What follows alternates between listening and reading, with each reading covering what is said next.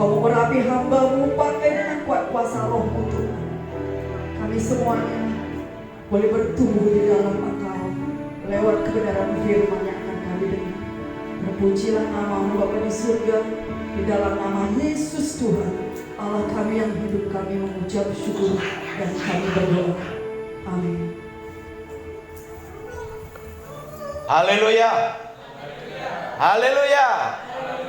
Puji Tuhan. Sidang jemaat yang dikasihi Tuhan Yesus Kristus, ini adalah hari terakhir di tahun 2023. Besok tanggal 1 Januari 2024. Setahun ini banyak hal yang kita lalui dalam hidup kita secara pribadi, di dalam keluarga kita, di dalam usaha pekerjaan kita, bahkan dalam kehidupan kita bergereja.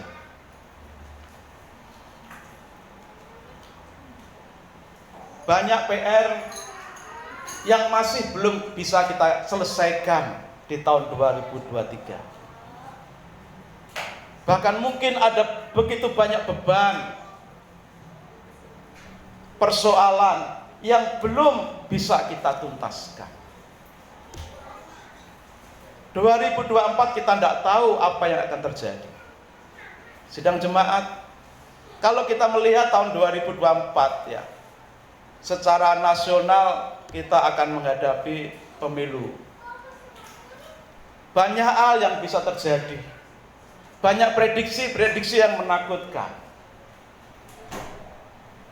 Kalau yang terjadi nomor ini, nanti jadinya begini. Kalau yang nanti terpilih nomor ini, jadinya nanti akan seperti ini. Dan seterusnya, banyak prediksi-prediksi yang simpang siur dan menakutkan. Belum lagi ditambah dengan persoalan internasional. Perang yang sekian tahun yang lalu di Ukraina dan Rusia belum selesai sampai hari ini. Ada ketakutan juga dari Eropa Barat dan berusaha memperkuat negaranya. Belum selesai Ukraina dan Rusia, muncul Israel dan Palestina. Saudara, munculnya dua perang ini akan mempengaruhi secara geopolitik dan ekonomi internasional.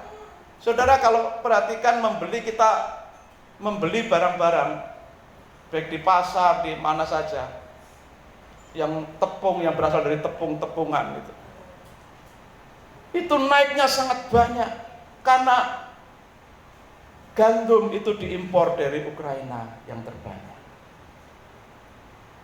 Akan sangat mempengaruhi ekonomi dunia, dan ekonomi dunia akan semakin memburuk ketika perang tidak bisa dihentikan. Ditambah lagi perang Israel Palestina. Ini akan menambah banyak kutub di antara bangsa-bangsa di dunia ini. Dan saling memihak antara Palestina dan Israel pun tidak jauh di negara sana. Di negeri kita, di sekitar kita pun ada yang saling pihak sini dan pihak sana. Itu juga akan membawa dampak yang tidak baik bagi kehidupan sosial masyarakat kita. Ini belum selesai. Venezuela sudah siap-siap perang dengan Inggris di Amerika Selatan. Saudara, belum lagi masalah Pulau Natuna yang disengketakan oleh Cina, diklaim oleh Cina, dan sebagainya. Saudara, dunia ini tambah hari tidak tambah baik. Dunia ini tambah hari tambah kacau. Dunia ini tambah hari akan semakin sulit.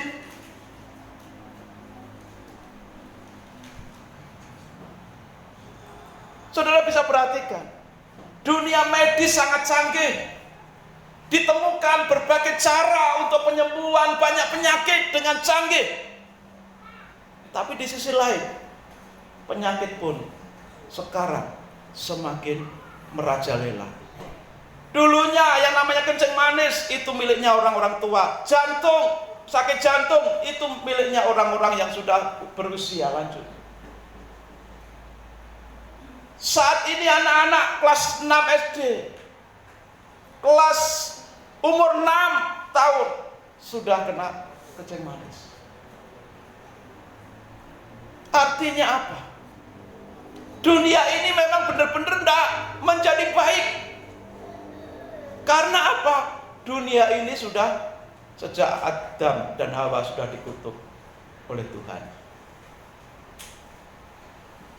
Itu sebabnya dalam mengakhiri tahun 2023, walaupun mungkin kita masih punya PR yang belum terselesaikan, ditambah lagi hal-hal yang tidak pasti di tahun 2024. Apa yang terjadi kita tidak tahu.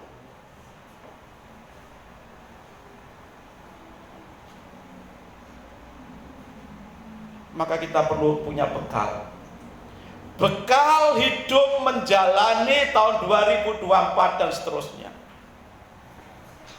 Karena hidup ini tidak semakin mudah. Walaupun banyak penemuan-penemuan canggih, banyak terobosan-terobosan di berbagai disiplin ilmu. Itu sebabnya saat ini ada 3 hal yang bisa menjadi bekal kita dalam menjalani tahun 2024. Apakah 3 hal bekal kita yang kita butuhkan?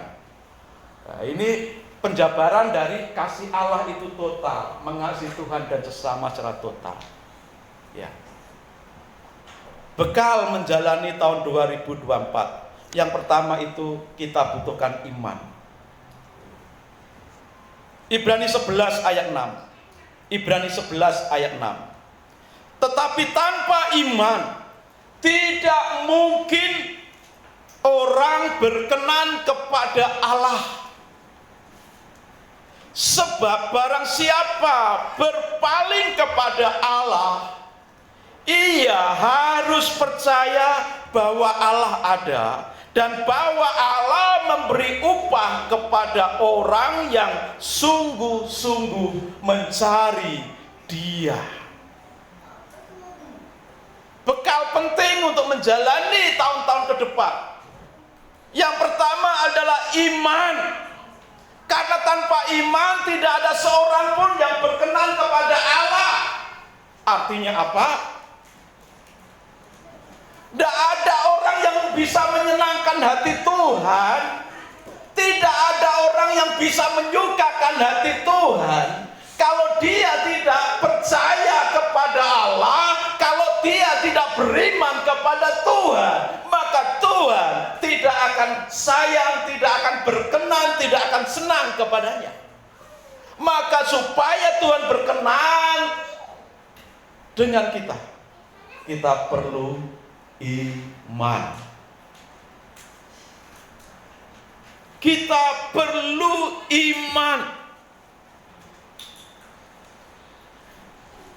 Mengapa iman itu perlu? Karena supaya kita bisa menyenangkan hati Tuhan. Bagaimana ceritanya iman bisa menyenangkan hati Tuhan? Karena ketika orang memiliki iman, ia akan berusaha hidup semakin hari semakin dekat dengan Tuhan. Orang yang beriman selalu terdorong dalam hati dan kehidupannya untuk selalu mencari Tuhan, mendekat, melekat dengan Tuhan. Orang yang beriman tidak mau jauh-jauh dari Tuhan. Orang beriman itu akan selalu memeluk erat Tuhannya, dan Tuhan akan selalu memeluk erat orang beriman. Karena Tuhan berkenan, karena Tuhan suka dengan orang yang beriman.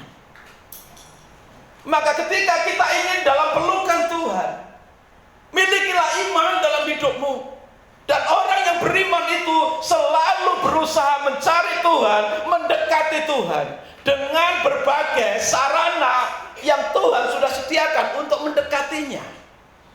Melalui doa, melalui ibadah bersama seperti ini, melalui membaca firman Tuhan. Orang yang memiliki iman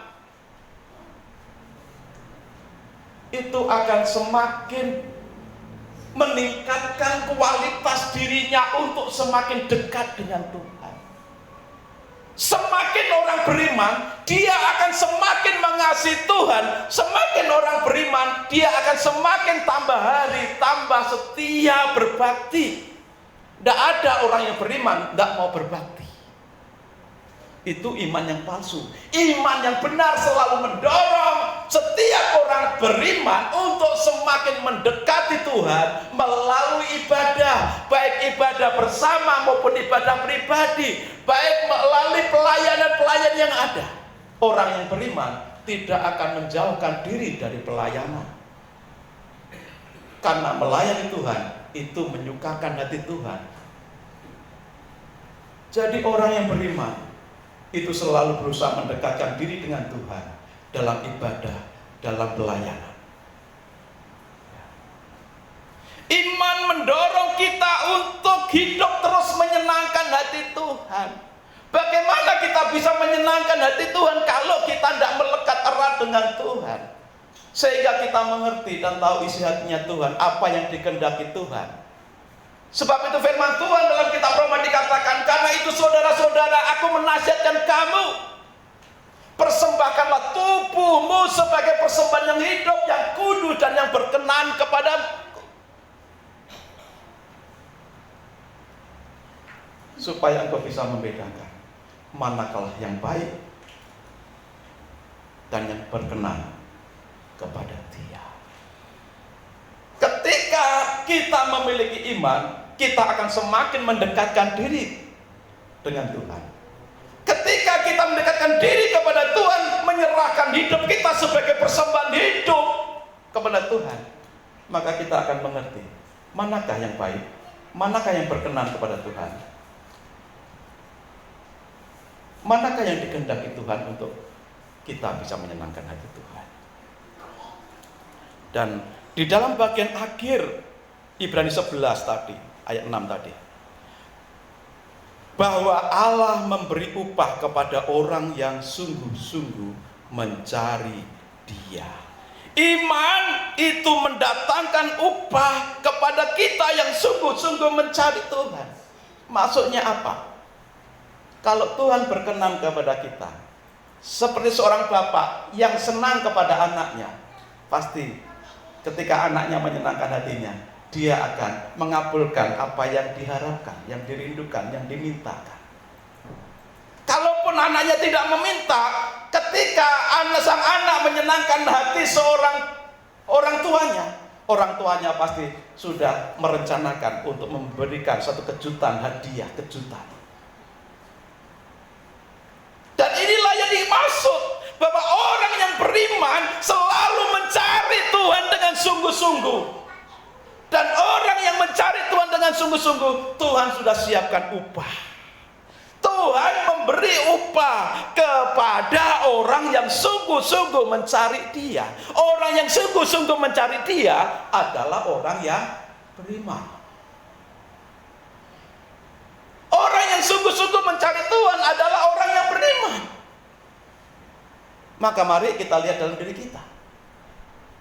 Kalau kita berbicara atau berkata aku orang beriman, pertanyaannya, apakah selama ini aku sudah berusaha mendekat dengan Tuhan dalam persekutuan, dalam ibadah, bahkan juga di dalam pelayanan-pelayanan? Atau justru kita semakin menjauhkan diri dari semuanya itu? Dan ketika kita semakin hari semakin mencari Tuhan, mendekatkan diri kepada Tuhan dengan sungguh-sungguh, percayalah, Tuhan sudah siapkan upah. Upah sesuai dengan kebutuhan, keperluan kita masing-masing. Selanjutnya, bekal kita iman untuk menjalani tahun 2024.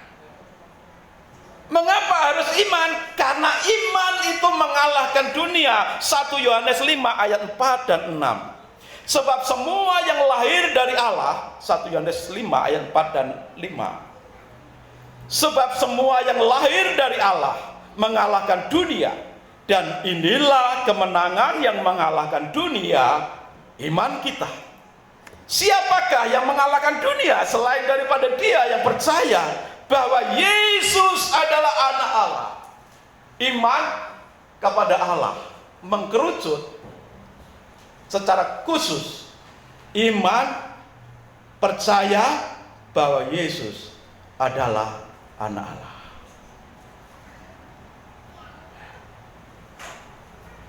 Melalui iman kepada Yesus inilah kuasa Tuhan mengalir dalam hidup kita. Dan iman yang disempurnakan dengan kuasa Tuhan yang mengalir dalam hidup kita inilah karena percaya Yesus, beriman kepada Yesus, maka ayat 4 dikatakan, inilah kemenangan yang mengalahkan dunia. Jadi ada penghiburan besar di sini bagi setiap kita yang beriman. Maka milikilah bekal iman ini. Penghiburan besar bagi kita yang memiliki iman, yang selalu mendekat kepada Tuhan, yang selalu mencari Tuhan. Penghiburan besarnya apa? Kalau engkau memiliki iman, engkau bisa mengalahkan dunia. Dalam pengertian mengalahkan dunia itu, apapun persoalan, kesulitan, masalah yang ada di dunia ini, dengan iman engkau dimampukan oleh Tuhan mengalahkan semua itu. Dengan imanku ku hadapi semua, dengan imanku semua berlalu. Gunung-gunung persoalan, gunung-gunung pencobaan, dengan imanku semua berlalu. Dengan iman semua berlalu dalam pengertian bisa dikalahkan. Itulah pengenapan 1 Yohanes 5 ayat 4. Orang yang beriman kepada siapa? Kepada Yesus Kristus. Jadi milikilah bekal iman.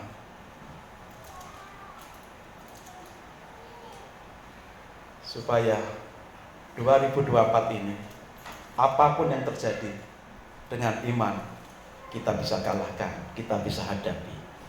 Hal kedua, bekal kedua yang kita butuhkan menjalani tahun 2024 ini, hidup kudus.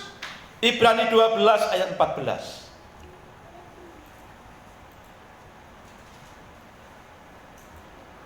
Bagian B.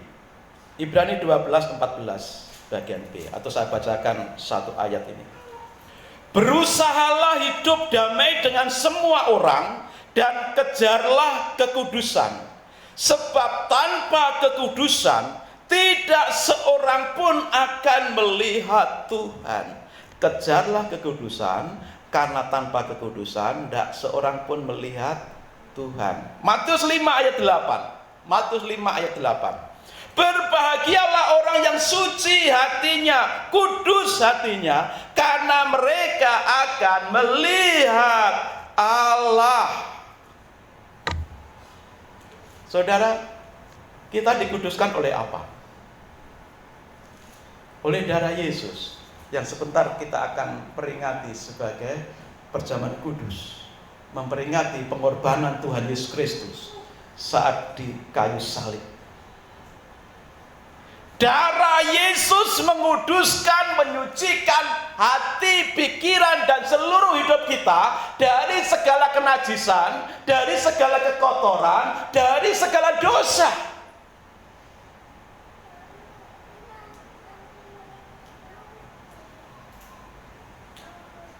Tetapi pengaruh dunia ini seringkali menyeret kita jatuh lagi ke dalam dosa. Rupa-rupa banyak godaan yang berusaha menggagalkan kehidupan kita supaya hidup kita itu tidak lagi kudus. Seringkali kita jatuh dalam dosa. Dan ingat, ketika Adam dan Hawa jatuh dalam dosa, firman Tuhan katakan bahwa semua gambar Tuhan yang ada dalam diri mereka hilang. Dan Alkitab mencatat, semua orang sudah jatuh dalam dosa dan kehilangan kemuliaan Allah. Tetapi kasih karunia Tuhan melalui karya salibnya, pengorbanan Tuhan Yesus di atas kayu salib, setiap yang percaya dikuduskan oleh darah Yesus.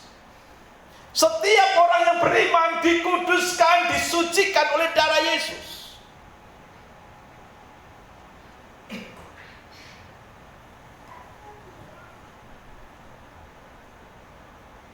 Hidup kudus dengan jalan mentaati firman Tuhan dalam hidup sehari-hari.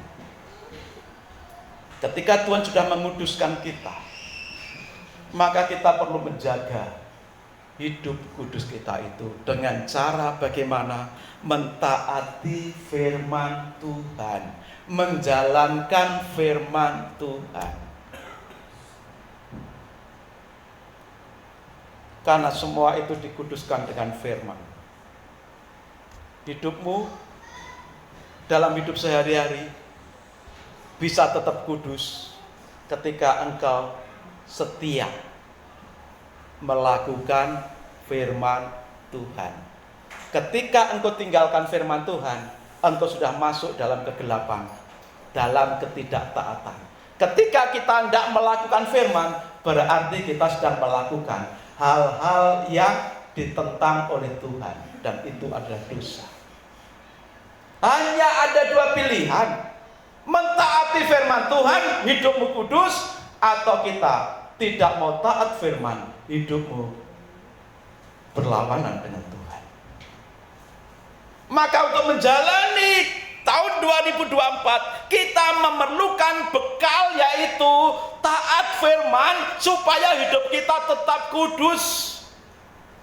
Karena tanpa kekudusan tidak seorang pun melihat Tuhan.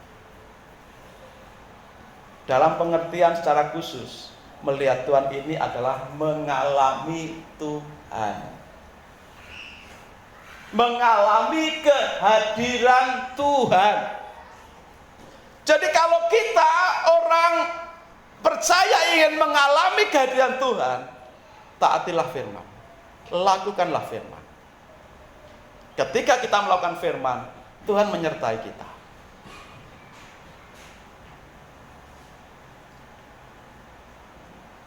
Mengalami kehadiran Tuhan itu penting dalam hidup sehari-hari. Kenapa hari-hari ini banyak orang bunuh diri, banyak orang frustasi, banyak orang stres? Kan tidak mengalami kehadiran Tuhan. Kalau orang mengalami kehadiran Tuhan, hatinya tetap damai, pikirannya tetap jernih. Maka kehadiran Tuhan itu penting dalam hidup kita. Mengapa orang saling membunuh? Karena hati dan pikirannya dipenuhi dengan nafsu. Tapi orang yang dalam hidupnya ada kehadiran Tuhan, tidak mungkin dia mau menumpahkan darah sesamanya. Orang agama, mengaku beragama, mengaku percaya Tuhan, tetapi kalau masih mau menumpahkan darah sesamanya, masih mau menyakiti sesamanya, berarti masih ada nafsu angkara dalam hatinya. Orang yang masih memiliki nafsu angkara murka dalam dirinya selalu merasa diri paling benar, dan orang lain yang tidak sepakat dengannya harus dilawan, harus dilibas. Tetapi orang yang hidup kudus, dekat dengan Tuhan, mengalami kehadiran Tuhan, Dia akan membawa damai. Ketika ada pertikaian, Dia datang membawa damai. Bukan malah melibas dan tidak sepakat. Maka terjadinya peperangan, terjadinya penumpahan darah, terjadinya saling bunuh antar golongan, antar ras, antar agama. Bisa dipastikan hidupnya tidak ada Tuhan, tidak mengalami kehadiran Tuhan. Orang yang hidupnya mengalami kehadiran Tuhan, walaupun mengaku beriman tapi masih menghalalkan darah orang lain, hidupnya dipastikan tidak mengalami kehadiran Tuhan. Kalau orang menghidup kudus, dia akan bisa melihat Tuhan dalam pengertian mengalami kehadiran Tuhan.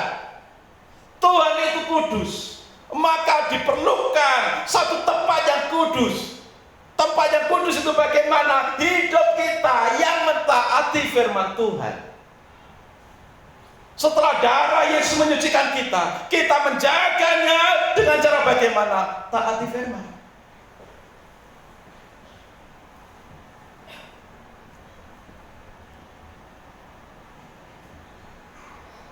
Itu yang kita butuhkan. Saudara, banyak pengaruh buruk di dunia ini. Dunia tambah hari tambah jahat. Kita perlu hidup kudus. Anak-anak, mulai dari anak-anak belajar hidup kudus, taat orang tua, taat kepada Tuhan. Anak-anak kelas besar belajar setiap hari membaca firman Tuhan satu pasal. Belajar katekismus kecil Westminster. Itu dasar-dasar iman Kristen. Semua adalah firman Tuhan, supaya anak-anak kita bisa bertumbuh di dalam hidup kudus. Dengan kita juga orang-orang yang sudah dewasa, ayo kita jaga kekudusan kita. Taatilah firman Tuhan. Taati firman Tuhan. Sehingga engkau bisa mengalami kehadiran Tuhan apapun situasi sekelilingmu. Apapun yang terjadi di sekelilingmu, ketika engkau menjaga hidup kudus di hadapan Tuhan, engkau akan tetap mengalami kuasa kehadiran Tuhan yang menyejukkan dan mendamaikan hati dan hidupmu. Bekal yang ketiga untuk menjalani tahun 2024.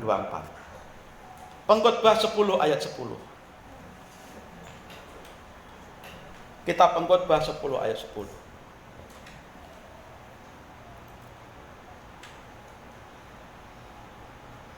Jika besi menjadi tumpul dan tidak diasah, maka orang harus memperbesar tenaga. Tetapi yang terpenting untuk berhasil adalah hikmat. Kalau parang itu tumpul, motong pohon dahan yang kecil akan perlu tenaga yang besar dan waktu yang lama.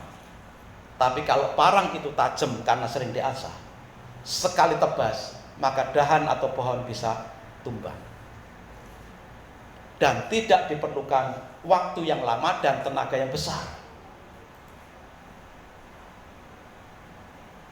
Maka orang harus memperbesar tenaganya, tetapi yang terpenting untuk berhasil adalah hikmat. Hikmat itu yang terpenting untuk berhasil yang harus kita miliki. Ingin berhasil menjalani tahun 2024, iman kita perlu, hidup kudus kita perlu, supaya kita tidak dicemari oleh arus dunia jahat. Tapi kita juga perlu hikmat. Hikmat, kebijaksanaan. Ajarku mengerti segala rencanamu, ajarku berharap hanya padamu. Lagu terakhir tadi mengatakan demikian. Karena Awal dari hikmat adalah takut akan Tuhan. Awal dari pengetahuan yang benar itu diawali dengan takut akan Tuhan. Takut akan Tuhan itu membenci kejahatan. Takut akan Tuhan itu adalah semakin hidup mendekat dengan Tuhan.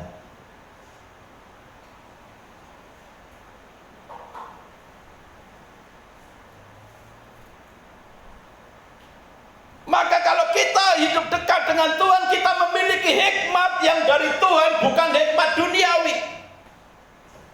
Karena hikmat Tuhan itu di atas hikmat duniawi. Itu sebabnya Daniel, Sadrak, Mesak, Abednego bisa mengalahkan anak buah Darius, anak buah Nebukadnezar, dikalahkan secara ilmu, secara hikmat. Karena mereka, Sadrak, Mesak, Abednego, memiliki hikmat dari Tuhan. Walaupun para bangsawan yang saat itu bersama-sama dites untuk masuk jadi bangsawan, dari pejabat negara, mereka cukup terpelajar, tapi bisa dikalahkan dengan hikmat Tuhan. Maka saudara dan saya membutuhkan hikmat. Hikmat yang dari Tuhan. Hikmat yang dari Tuhan kita dapatkan melalui takut akan Tuhan. Membangun hubungan semakin dekat dengan Tuhan. Karena apa? Kalau kita memiliki hikmat Tuhan, maka hidupmu dibuat berhasil dan beruntung. Untuk berhasil perlu hikmat, perlu pengetahuan, perlu keahlian. Saudara, di tempat kerja kita, hanya orang-orang yang memiliki pengetahuan khusus, keahlian khusus, yang bisa menduduki posisi-posisi yang lebih baik dari yang lain.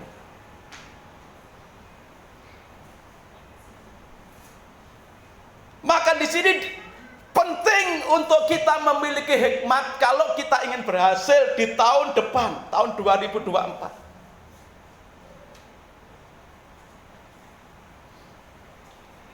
Milikilah keahlian, milikilah pengetahuan, milikilah hikmat Tuhan.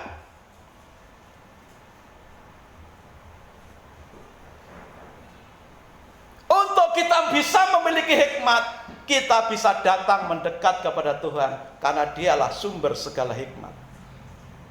Firman Tuhan katakan, jika orang kekurangan hikmat, mintalah kepada Tuhan.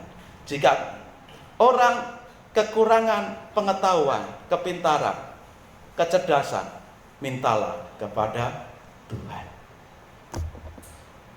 Karena Tuhanlah sumber hikmat, sumber pengetahuan yang lebih tinggi daripada hikmat dunia.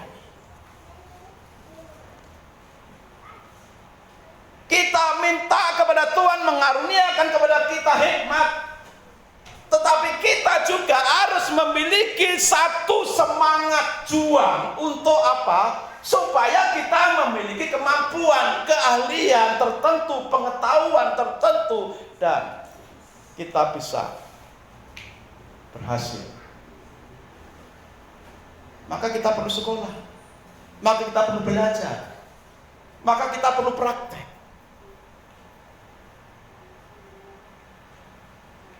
Orang yang sudah tidak mau belajar, berhenti belajar, dia tidak akan pernah bisa berkembang dalam hidupnya. Hanya orang yang terus mau belajar, mengasah kemampuan, meningkatkan kualitas kemampuan diri, orang itulah yang akan memiliki masa depan yang baik. Takut akan Tuhan, dekat dengan Tuhan, dan mengasah pengetahuan-pengetahuan alamiahnya, manusiawinya. Maka asalah hidupmu, semakin bekali hidupmu dengan berbagai kemampuan dan pengetahuan.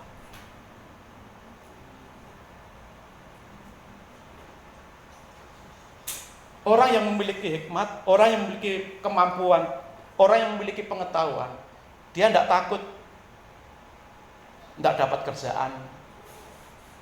Karena apapun yang dia kerjakan akan menghasilkan. Dia tidak harus ikut kerja ikut orang. Kalaupun dia harus kerja ikut orang, dia akan berhasil karena dia punya kemampuan lebih daripada yang lain. Tapi kalaupun tidak kerja ikut orang di perusahaan, dia bisa mandiri karena punya pengetahuan, punya keterampilan. Maka di sini yang terpenting untuk berhasil adalah hikmat, pengetahuan, keterampilan. Orang yang memiliki hikmat bisa hidup di mana saja.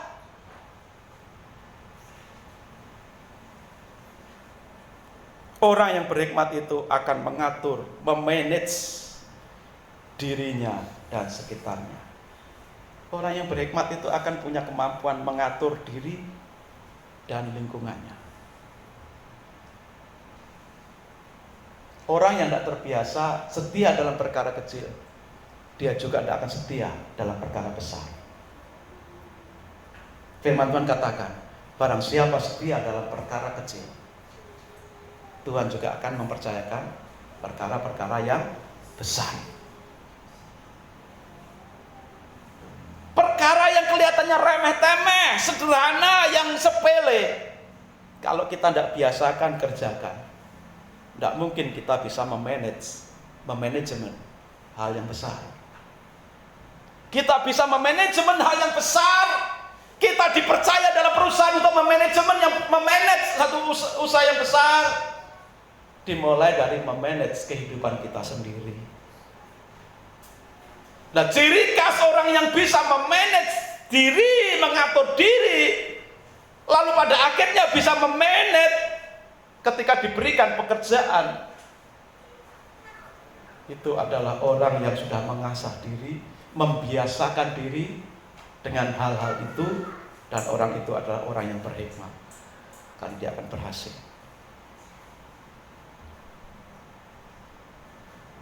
Maka anak-anak muda, ayo jangan tinggal diam, jangan tinggal dalam bayang-bayang masa depan yang hanya fata morgana, yang hanya khayalan, banyak mimpi, banyak tidur, tapi sedikit action.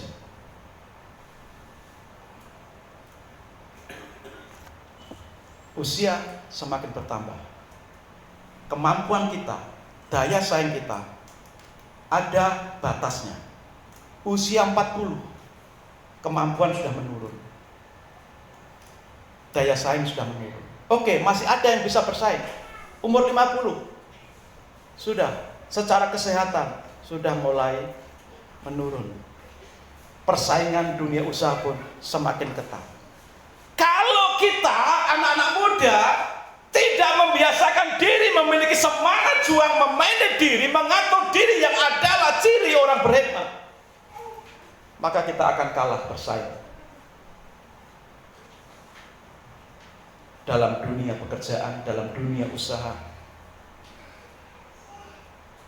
Kalau kita kalah bersaing, kita tidak akan berhasil dalam hidup ini.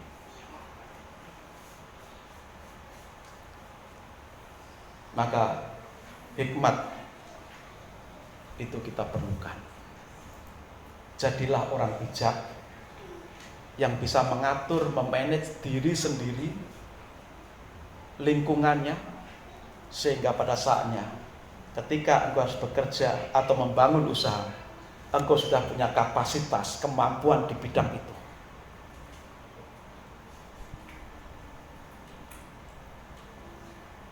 Ketika kita selalu santai, tidak mengasah diri, pas kita ikut di perusahaan sedang butuh. Ya, saya ambil contoh aja kakak saya yang di BCA yang baru pensiun ya, baru pensiun. Mulai dari cleaning, opas itu bersih-bersih, tukang antar surat, pagi harus bangun, bersih-bersih dulu, selesai bersih-bersih, dia kalau sudah masuk kantor, bawa surat, ngantarkan surat. Tamat SMA. Pernah tidak naik kelas? Pernah tidak lulus? tapi setia dalam perkara yang kecil. Walaupun jadi tukang bersih-bersih, pekerjaan yang ngantar surat di BCA, gak mau berhenti belajar. Walaupun pernah gagal dalam sekolah, tapi sambil bekerja dia belajar menambah kemampuan dirinya, kuliah sarjana ekonomi. Sehingga ketika perusahaan BCA membutuhkan orang yang punya kapasitas di bidang itu, tinggal masukkan saja. Karena apa? Punya track record yang baik di situ. Punya track record yang baik, kerja yang bagus, dan punya kapasitas. Setelah apa? Meningkatkan kualitas dirinya. Diterima jadi kepala bagian. Bukan hanya kepala bagian, tapi di saat-saat ya hampir pensiun, membawai beberapa departemen, dan pernah sering ke situ. Kalau kita tidak mau setia dalam perkara kecil, berjuang keras mengasah diri, orang yang mau berjuang dan mengasah diri itulah orang yang berhikmat. Maka kita akan ketinggalan kereta, ketinggalan zaman, dan kita tidak akan berhasil. Sebab itu di tahun 2024 ini, ayo, milikilah iman, hiduplah kudus, milikilah hikmat Tuhan. Sehingga tahun 2024, apapun yang terjadi, situasi negara ini, dunia ini, kita bisa menjalaninya dengan berhasil karena Tuhan menyertai saudara dan saya. Amin. Tuhan Yesus yang sudah mengorbankan dirinya dan kayu salib supaya saudara dan saya selamat, dan ketika saudara dan saya diselamatkan, Tuhan mau dan menghendaki saudara dan saya berjaga kekudusan itu sampai Tuhan datang kembali. Tiba saatnya kita akan terima perjamuan Tuhan. Mari kita siapkan diri kita untuk menerima perjamuan Tuhan. Haleluya. Telah kulihat bukti kasih-Mu, Kau menderita gantikanku, dengan darah-Mu Kau selamatkanku. Kini ku hidup menyenangkan-Mu. Telah kulihat bukti kasih-Mu, Kau menderita gantikanku, dengan darah-Mu Kau selamatkanku. Kini ku hidup menyenangkan-Mu. Terlalu besar kasih-Mu Bapa, pengorbanan yang Kau berikan bagiku terlalu mahal. Darah-Mu Yesus tercurah untuk menebus hidupku. Telah kulihat bukti kasih-Mu,